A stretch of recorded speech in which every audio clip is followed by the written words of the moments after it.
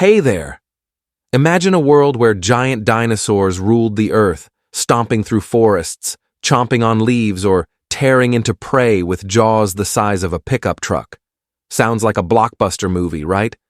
But 66 million years ago, that movie got a dramatic plot twist.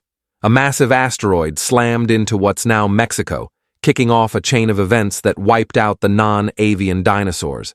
Poof! Gone. But here's the kicker.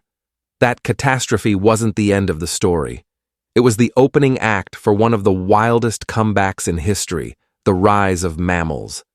Buckle up, because we're diving into how these furry underdogs stole the spotlight after the dinosaurs' curtain call. Let's rewind to the Cretaceous period, just before that asteroid hit. Mammals were already around, but they weren't exactly stealing the show. Most were tiny, shrew-like critters, scurrying underfoot, hiding from predators, and snacking on insects or seeds. Think of them as the stagehands of the Mesozoic era. Important, but nobody's clapping for them. These early mammals had been around since the Triassic, about 200 million years ago, evolving alongside dinosaurs. But with T-Rex and Triceratops hogging the ecosystem, mammals stayed small, nocturnal, and low-key. Their big break? It was coming, but they'd need a cosmic disaster to clear the stage. Fast forward to 66 million years ago. A rock the size of Mount Everest smashes into Earth, creating the Chicxulub crater. The impact unleashed wildfires, tsunamis, and a dust cloud so thick it blocked the sun for years. Temperatures plummeted, plants died, and the food chain collapsed. About 75% of Earth's species, including all non-avian dinosaurs, went extinct in what's called the Cretaceous-Paleogene extinction event. It was brutal. But for mammals, it was like the universe handed them a golden ticket. With the dinosaurs out of the picture, the world was a blank canvas, and mammals were ready to paint. Now don't get me wrong, mammals didn't just wake up the next day and start building cities. The early Paleocene epoch, from 66 to 56 million years ago, was a rough time. The planet was recovering from a global catastrophe. Forests were sparse, and the climate was volatile. But mammals? They're scrappy. Those tiny, adaptable survivors started to diversify. Some grew bigger, others developed specialized teeth for new diets, and a few even took to the trees. By the end of the Paleocene, you'd see creatures like Plesiodapus, a squirrel-like mammal with a knack for climbing, or Ectoconus, a chunky herbivore the size of a small dog.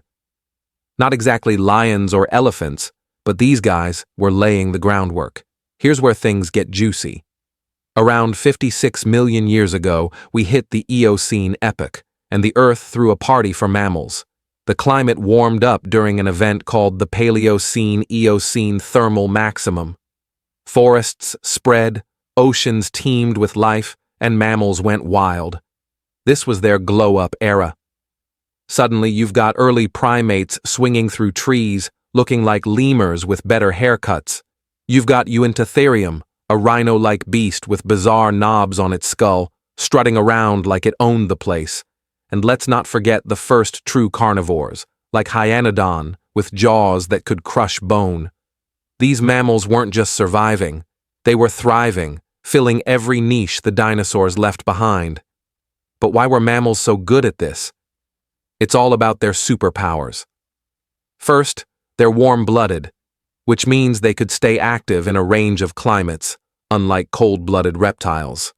Second, their brains were bigger relative to their body size, giving them an edge in problem-solving.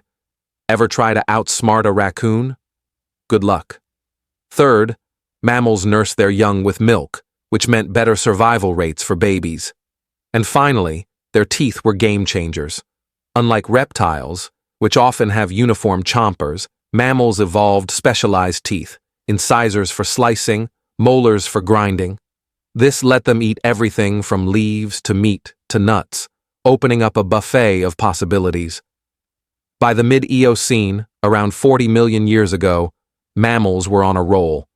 Whales, believe it or not, were just starting their journey.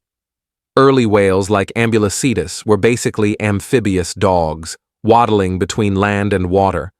Over millions of years, they'd lose their legs, streamline their bodies, and become the ocean giants we know today. Meanwhile, on land, you had odd-toed ungulates like early horses, no bigger than a golden retriever, nibbling on soft plants.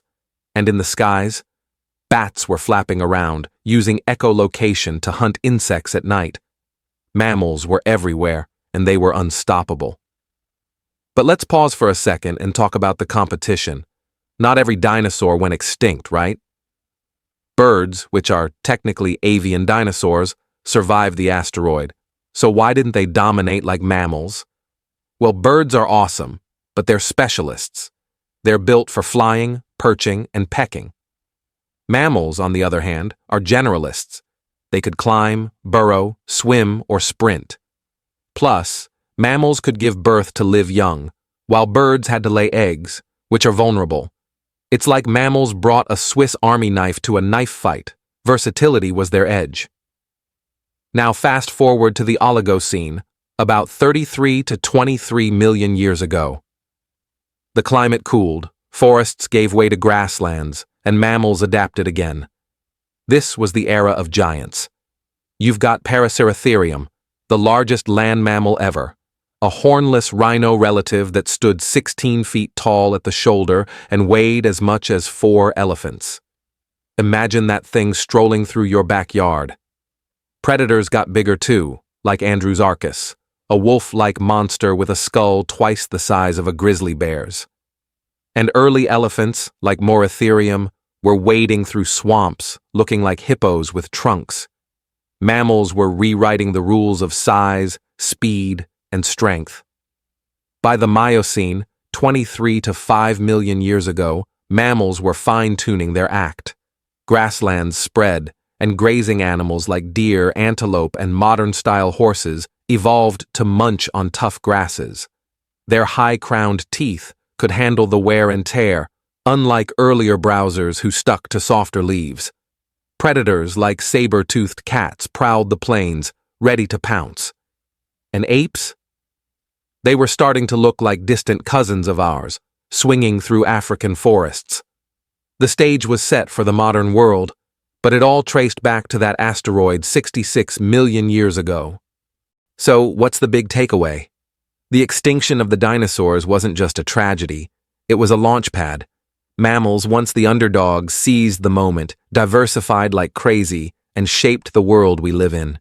From whales to bats to humans, we're all part of that epic comeback story. And here's the wild part. It's still going. Mammals are still evolving, adapting to new challenges, like climate change or habitat loss. Who knows what they'll look like 66 million years from now? If you loved this deep dive into the mammal takeover, smash that like button, hit subscribe, and don't forget to click the bell icon so you never miss a new science story that'll make your brain tingle.